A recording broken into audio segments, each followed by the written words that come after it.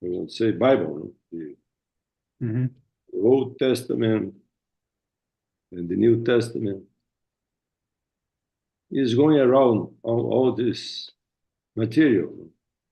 And he is the history of humanity from the time of the Egyptians, the Babylons, the Macedons, to the year, the 14th century.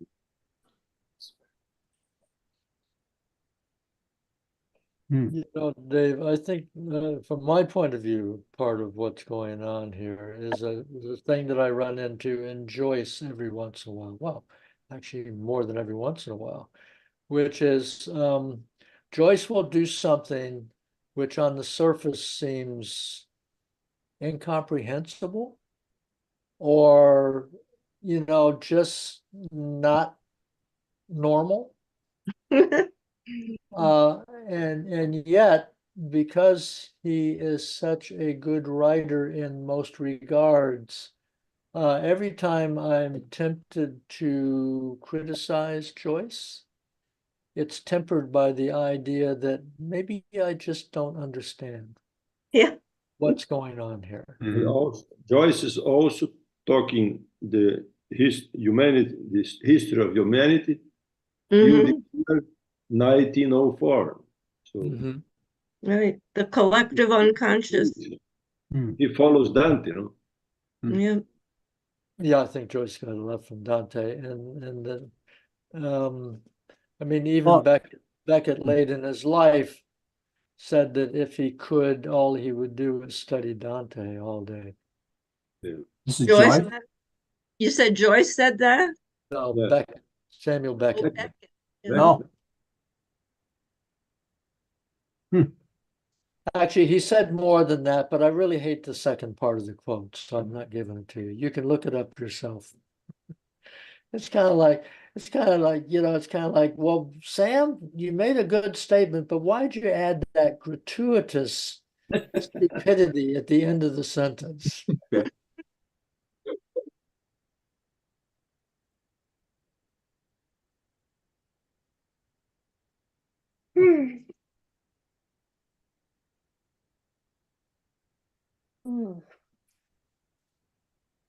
But one thing I find problematic, I mean, Duncan pointed out how he chooses someone who's blaspheming a Greek god. But if you think about what we're told about Jupiter or Zeus, not all that admirable a god. Oh. No, No, they so true. Very true. yeah, they're sinners. They're cruel, selfish. They embody all the sins, those gods. They really do, yeah. I was just thinking a little bit along this. I wasn't going to say anything, but now that you brought it, it sort of makes a point I was thinking about that, you know, to the extent which I'm not a deep student of a reader of St. Augustine or the City of God, but what I have read in part it has to do with his treatment of the gods or the gods of antiquity. And he really makes them to be really demons, and like they're really like the evil angels. They really represent his pantheon in many ways of the angels who are damned with Satan or Lucifer. And so the Jove or other, Athena or the Apollo and so forth. These are all representative of various demons that, and to Augustine, to that extent, do represent real spirits. I mean, he thought them as worthy of belief and necessary of worthy of belief as the angels and of God himself, I think, or him, yeah. And so, so it's in a sense he's treating them not really mythologically. So he's also kind of merging ancient mythology with Catholic theology and creating them part of this well, creating a part of a merged Catholic and ancient philosophy, mythology, or eschatology, whatever you want to call it. Mhm. Mm.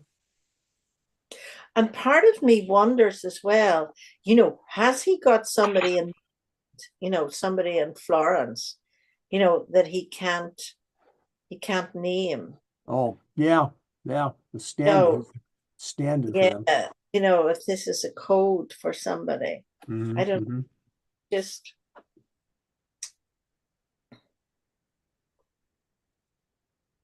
But I think that think that Capanius's attitude and speech could very likely remind readers in Dante's time of somebody. Yeah. and it was too dangerous to actually mention him. He had to go, far into the mythological deep, Mhm. Yeah. get it in there. I don't know. It's just Well, one of the things that I've been thinking about as we've been talking, this guy is running on and on. Do your best, do whatever you can. I'm gonna beat this. I'm gonna beat this. He's in fucking hell. Yeah. Can you repeat that, Lois? He's in hell. Right. Do your Yeah, best, yeah. God. Punish me. I Yeah, don't care. yeah. I'm gonna beat this. No, he's sitting in hell Yeah, in flames. and and and is this sort of the first person, well, maybe that has started to fight back? I don't think he's the first. I just think he's the most outrageous. Mm. Well, I think the point you make, Lois, is maybe this is where some of the comedy comes in here too. Is that Yeah. what? What about that? That's actually it's a very humorous, funny point. I mean, this is a comedy, and it's like, you can't do this to me, God. You can't. It's like- you can't touch me. You can't look at you. Ha ha. It was. It's like Monty Python in the forest where the knights are Yeah, fighting, yeah. screaming and yelling, and they're lopping arms off them, they're lopping yeah, legs yeah, off them, and they're still fighting. Yeah, like a Monty Python thing. Yeah. This is Hollander's note. In short, Capanius, in his egregious overconfidence, makes something of a fool of himself.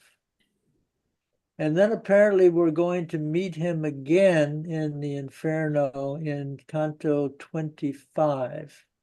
Oh. Really? He'll be mentioned again. Yeah, he makes some see Inferno 25, line 15, for confirmation of his prideful opposition to God. How And many then, people get to appear twice in the same? well, I think he's just mentioned. I think okay. But then we're gonna have this next thing where Virgil is gonna try to take him down a peg. So let's see, there's that, and there's that. If you don't mind, I've got to leave a little early today. And my suggestion would be that whoever's reading next or who's reading now, go ahead and Do you want to, or is it with 19 minutes to go a good time to break? Yeah, maybe. I think so. I think Okay. I need, and Yeah. it'll need it'd be a little good digestion. place to come back and start, and finish Okay. it then next week. Okay. Who's going to remind us of where we're starting next week? I will. You will. Let me confirm before you go that I'm marking the right place. Okay, I have it at Sean. I have it that I would pick it, that whoever reads is going to pick it up at 76. Yes, Yeah, I'd confirm yeah. that. Yeah. I'm using a green pen to mark it because I got all kinds of marks in this, but the green pen will not lie. Okay. Before you go, I just wanted to say one thing to John from Cleveland. I take your point about Zeus and his foibles and not being a great sort of moral exemplar.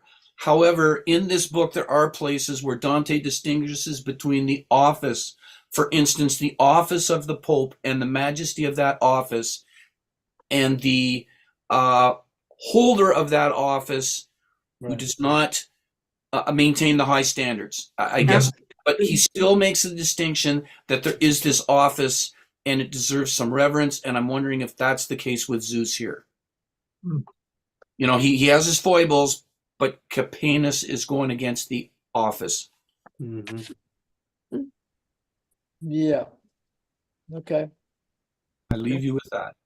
Okay. See you next time. Good. Yeah. Okay. Great. Okay, Bye-bye. thank you all. See you Good next night. week. Take care. Well, Okay. to be Goodbye. continued. Bye-bye. Bye.